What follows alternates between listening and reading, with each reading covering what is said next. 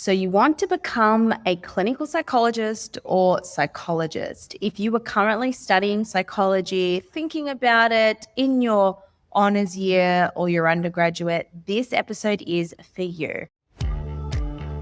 Welcome to the What's Eating You podcast. I'm your host, Stephanie Giorgio, and I'm a clinical psychologist. I'm a clinical psychologist who has gone through it all, and this is going to give you tips and tricks. Now, this question came through on my Psychology Sunday Instagram box. So every Sunday on Instagram, I put a Q&A box, and someone said, what was it like when you got interviewed for your master's? What questions did the interviewer ask? Now, I'm flattered that you all think I'm so young and that this interview was recent, but to be honest, my master's interview was a long time ago, 2014, because I found a secret diary entry in my phone that I'm going to read out. I used to journal a lot, and especially when something bad happened or something good happened, I journaled, and I highly, highly recommend journaling in the notes of your phone because you can always go back. And I searched the word masters in the notes of my phone, and I don't know who I sent this to, but I'm going to read out this random diary entry. But a little bit of background. I'm a clinical psychologist. I became a psychologist in 2016, and then I worked for a few years. I did the 5+1 pathway. So I did a 3-year undergraduate degree in Melbourne, did a 4th-year honours, then did my master's year, and then worked, and then came back in 2020 and did a clinical master's. But it was a special program where you had to have been a registered psychologist for at least 2 years before you applied for it. It was a brand new course. We were the guinea pigs of the course, and it was awesome. We did 1 year of coursework, and then you had to work for a minimum of 88 weeks as a clinical psychology registrar, complete all the tasks and assessments, whatever, and then you became a clinical psych. And I got notified this year while I was in Bali, last year, 2024, while I was in Bali. It was my birthday, and it was the best email. I remember I was at the gym, I was at the pool in the recovery area in Bali at my favorite place, and I got the email and I wanted to scream and shout, and I did, but no one was there. So anyways, let's go back to 2014 to this random diary entry that I wrote. So here's my story. It's so long. I hope you get something out of it. I want to be a clinical psychologist. After completing my degree, I applied for honours. I got rejected. What did I do? Tried again next year and I got in. I did it part-time while I opened a business. Yes, it was hard, but not impossible. I took 2012 off to travel and applied for a master's degree at so many places. I remember I applied in Hobart. I applied in Sydney. I applied in Allarat. I was applying, not to say that Allarat is bad or anything, but I'm just saying I was from Melbourne. These places were far. I was considering moving interstate just to make this happen. I got rejected from every single one. What did I do? I applied again last year, but to only one school or one university or one institute. People told me it was a silly decision being up against 400 people for a place, but I only wanted to go to this place more than anything. I planned my life in case I got in. I hired new staff and I semi-retired from instructing. So for anyone who doesn't know, I opened a business in 2010. I was running a dance studio for women, for fitness, empowerment, and health. And I had no idea what I was doing. It was my first time running a business like that. But it was awesome. It did super well, and I had a really amazing team. Result, I got rejected again. All my eggs in one basket gone. Okay, no stress. I started to create a plan B. Literally started looking at courses in 2015. Even in Sydney, I was willing to move. Until I got a call for an interview at the Dream School for a similar course. Result, today I got accepted. Yay. Boom, moral, never give up on your dreams. Who was I sending this to? 2, always have a plan B that will bring you closer to your dream. 3, Believe in whatever it is you truly want to do in life, even if it seems impossible and other people don't get it. You get it. That's what counts. 4, rejection. Spend one day pissed off about it. Then the rest of the time planning how you're going to make a comeback. Take it lightly. It's not forever. 5, work hard. And when you get it, frickin' dance. That is what I wrote. What actually happened, this was the day I got the interview, and I'll tell you what happened. Do you eat a large amount of food in a short period of time and feel a loss of control? Maybe you make yourself sick after you binge eat. If this is you, you're not alone. I'm a clinical psychologist who went through a 9-year eating disorder, and I know how to get to the other side of food freedom. If you're ready to ditch the dieting mentality, discover food freedom, and find confidence in yourself and your body, click the free eating evaluation call. The link is below. I was teaching until 10 a.m. and I got a phone call. I usually don't answer, but I did. And it was Can Miller inviting me for an interview next Wednesday at 11 a.m. So the Can Miller Institute, it's an institute in Melbourne that's a small institute for psychology and psychotherapy. They're amazing. I did my 5th year with them. And then I actually worked with them for a period of time as a board approved supervisor. Love them. They were awesome. I'd been rejected from the master's course, but this course was a graduate diploma of professional psychology. I looked it up and it's an accredited 5th year. Okay, I don't even remember this. At least it's something, and I got an interview. I was ready to move to Sydney next year. And then I'm sharing all these wins from my day. I was such a young, positive, enthusiastic girl.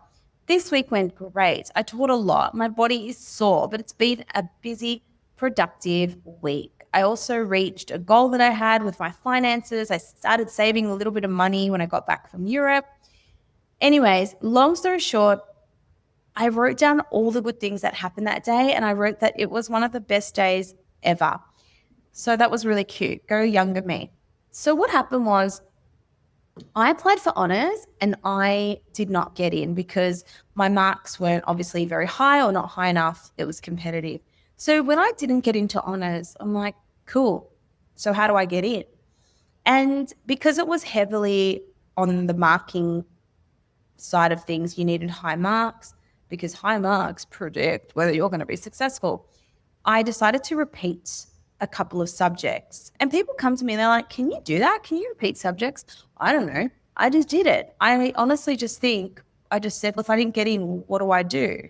I didn't take it as an option. A lot of people who don't initially get what they want see that as a sign to not do what they want. Oh, I didn't pass the exam. Sit it again. Find a way. Do a TAFE course.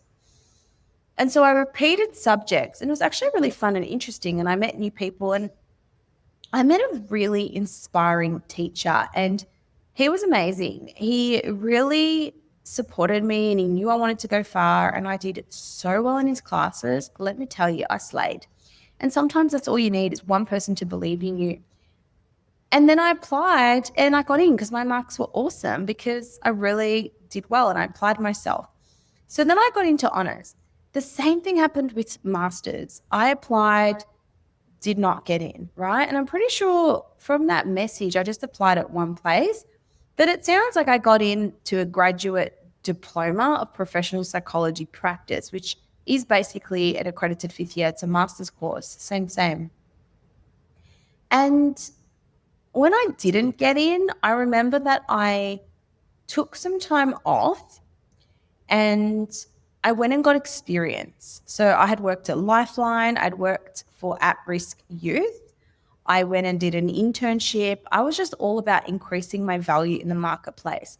And this is what you've got to think of is if you get an interview for master, that's amazing. That's great. You've obviously come this far. The person who sent the text, congratulations. That's awesome. But you've also just got to really think, why would I hire me to do a master's? Or why would I accept myself to do a master's? What makes you different to every other application? And I honestly think it comes down to a few things. Like, 1, do you have experience? 2, how do you present in person? Do you present as a confident, likable, happy, nice, easy to work with person, because that's really important. Trust me, I didn't get this far in life because I'm super smart or book smart or anything like this.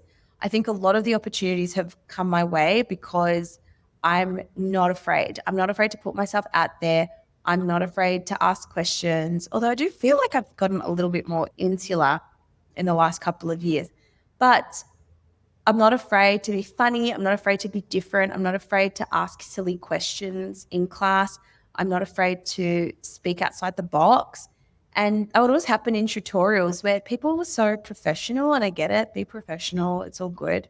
But sometimes I just ask obvious questions and other students will be like, yeah, oh my God, I was wondering that too, but I didn't want to say anything. No such thing as a silly question. So do I remember the questions they asked? I don't remember the specific questions I got asked in a master's interview, but I'm pretty sure it was around the work you've done, your experience, how would you handle a high-risk client? They sometimes ask you ethical questions, what you would do in this situation.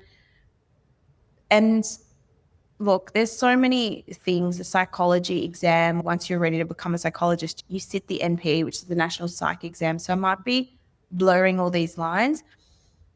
But the point is, if you've got an interview and you want to do, number one is be prepared. Don't rock up late, dress professional, and be likable. Smile, make eye contact, and get to know the people interviewing you. It's not just about you, it's about them. Make them feel like you've done your work. Like, oh my gosh, Gregory, I read about your paper on body dysmorphic disorder and it was so interesting. And that's what I really want to work in the area of. Try to link what you're interested in, what these people interviewing you have done with their career or their life. Oh my gosh, Miss Brunson, I saw that you manage the student placement. That must be a lot of work. How do you manage that? Even though the interview's about you, people genuinely like when you show an interest in them. Why? Because it will make you memorable. And out of 400 students, oh yeah, that's the girl that remembered my name. That's the girl that asked me about my thesis. I remember her. Be remembered. And the second thing is take a breath before you answer. You don't need to know the answer to everything, and just answer as confidently as possible. Even if you don't know the answer, if you feel like you're going to freeze, it's okay. Take a deep breath and answer. Give a confident response of how you think you would handle it. And the final thing is don't be afraid to really showcase your strengths. Let them know what work you've done. Let them know how that volunteer work has helped you. Let them know how you're going to be an asset to their master's course. Let them know how grateful and excited you are to get into this. Let them know why you want to get into psychology and why it's interesting to you. But at the same time, be human too. Yes, interviews can be uncomfortable and sterile, but you don't have to be like so rigid. Just be chill and be confident. You need to go in there thinking, I know that I'm good enough for this, but let's see what they decide and what they think. And to be honest, there's not much more I'd suggest with an interview. Obviously, dress professionally, wear some color. Everybody wears black, myself included, but I think color stands out. Wear something that they can remember. Oh, yeah, she had the bright pink shirt or the bright green shirt. And be super interested and keen and follow up, but don't follow up too much. Don't be annoying. And ask questions. Yeah, asking questions in an interview is such a good way to be remembered. And ask something interesting. Ask something about them. Ask something about the program. Don't just be like, oh, when do you think I'm going to find out the result? Ask something actually interesting. You know, I'd love to know like what makes the master's program here so successful. I can see you've been running it for 10 years. And that generates really cool conversation as well. And the final thing I'll add to this is, like I said in my little journal here, if you don't get in, don't go home and go home and cry and throw a pity party, but don't stay there. Okay. You want to be able to move on and be effective. So just because you don't get into masters, it doesn't mean that you have to rethink your whole life. It doesn't mean you're not going to become a clinical psychologist. It doesn't mean your goals and dreams are over. Find a different way. Take a year off. Go do volunteer work. Go ask what you can do to make it next year. Thank you so much. I really appreciate you interviewing me. If I want to apply next year, do you have feedback that would make me more successful this year round?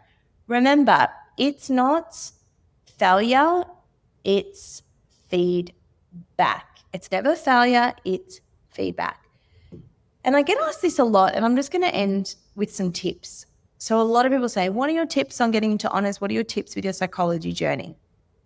Number one is be grateful and appreciative you got there. So many people are like, oh, I'm going to study. I'm going to do my assignment. I've got to go to this class. It's at 8 a.m. Boo-hoo. Do you know how many people would die to be in your position? Do you know how many people wish they were studying and wish they had this opportunity? You wanted this at some point. You applied for this. So why are you complaining? And yes, you're allowed to complain. I get it. Assignments are annoying and tiring. Yes, they are. But just ground yourself every now and then and remind yourself, I want this. I wanted this. I chose this. This is my opportunity. This is my chance. The second thing is schedule all your classes, schedule your tutorials, put your lectures in your diary, and schedule time to do readings. This is where people fall behind, including me when I was a student. Readings take so long. They take so long. And if you've got 3 or 4 readings a week, that could take hours. So schedule time to do your readings. Get rid of distractions. Put your phone on airplane mode. Go study somewhere public at a library where you have to be quiet, you have to study, and just imagine everyone is staring at you. Make summaries of your notes. Explain what you're learning to someone else, because that's a great way to facilitate recall and memory, is actually reteaching what you learn. And schedule self-care. Don't forget to have fun. It's one thing I probably wasn't good at, was just studying all the time. But when I actually had a business, a job, social plans, I was so much more productive because I had windows of time. I had to get things done. I didn't have a choice. Whereas if you're like, I'm going to study all day on Tuesday, you don't have anything that's clear. So be really clear. I'm going to read chapter 2 on Tuesday from 10 a.m. to 11 a.m. Get super specific with what you're going to do, set deadlines. And the last strategy I'll give anyone who's studying is team up with people from your class. Don't be a mute. Talk in your class, ask questions, sit up the front, be a big nerd, because you'll be remembered, and make friends and do your assignments together. Obviously, don't plagiarize and don't cross the boundaries, but study together, set study dates, talk about the reading material, talk about the lectures, because you can all have such different perspectives and opinions, and it can really help you learn what other people's perspectives and opinions are. This is a little bit of a different episode. So if you are a psychology student, let me know. Let me know if you enjoyed this episode. You can let me know whether you're listening to this on YouTube in the comments or on Instagram, or join my TikTok lives. I'm going live every single day for the month of August. So make sure you join, except weekends. I'm not live on weekends. And of course, feel free to leave feedback if you have a topic or a request you'd like me to cover. Hope you have enjoyed this episode, and I will see you at the next one. Bye. Did you know by taking 2 seconds to leave a rating or a review, you help me get the podcast out to more listeners just like you who could really benefit from the information? I appreciate all your support, and thank you for tuning in.